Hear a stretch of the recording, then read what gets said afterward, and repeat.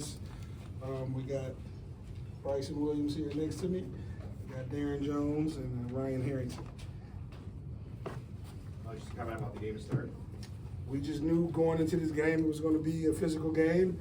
Byron Center is a really good team, well-coached team, and we just knew we had to focus on all the little things, the details, penalties, no turnovers, and I thought our boys, they were battle tested all year, and I thought we showed up tonight.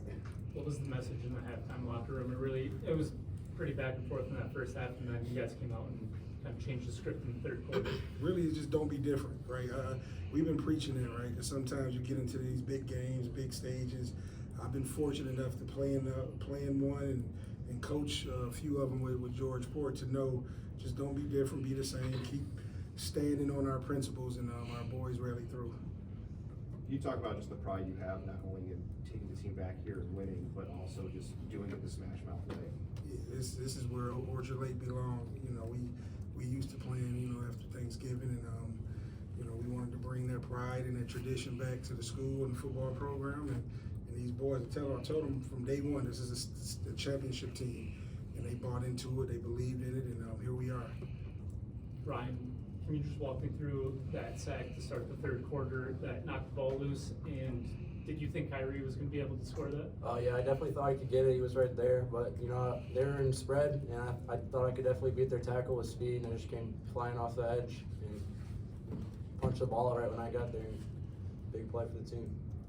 For both Darren and Bryson, you guys were basically a two-headed monster out there. Talk about you guys each had 2 touchdowns. Talk about what you guys saw from your offensive line to allow you guys to do that.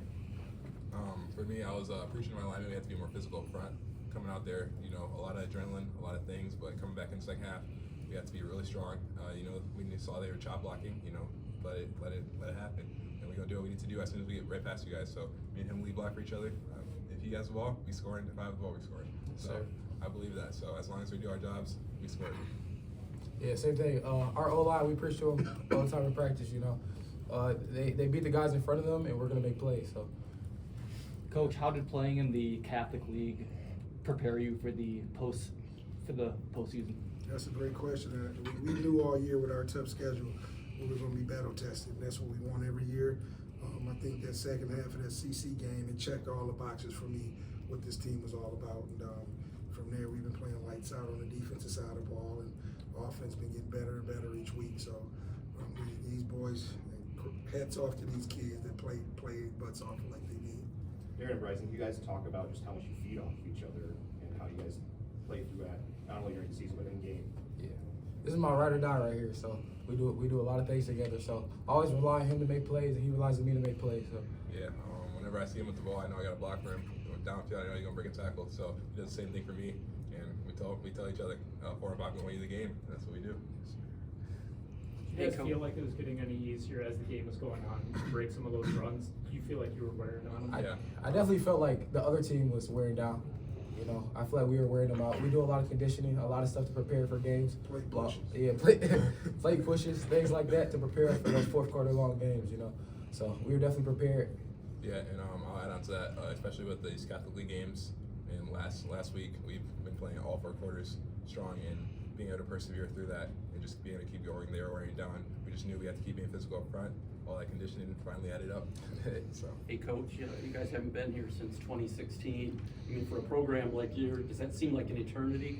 And especially when De La Salle was getting there and doing their thing. Yeah, something was off, right? And we knew. We just knew.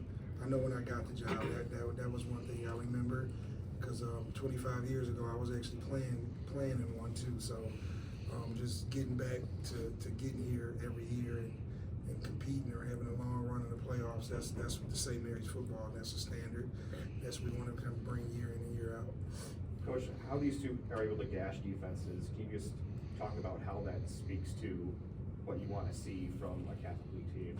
Yeah, these two, they special players, all 3. All my guys are great, but I think Bryson is definitely the best football player in the state, Mr. Football, and Darren, he just, once he get going, he's hard to manage, right? So he carried the load at the running back position. Shouts out to, I know he's not here, but Trey Goyke was awesome. X-Man quarterback stepped up this year and, took this team a long way. So hats off to all these kids. So. Coach, talking about your quarterback, Axel, talk a little bit about how he did tonight, had that long touchdown pass. Yeah, I thought he managed the offense. I thought he made plays when they presented himself, and I thought he had a great game. He kept everybody even keeled, and it was on to, focus on the next play. So he was a great leader tonight, and I thought he was great for the team. Any others? Thanks, Coach.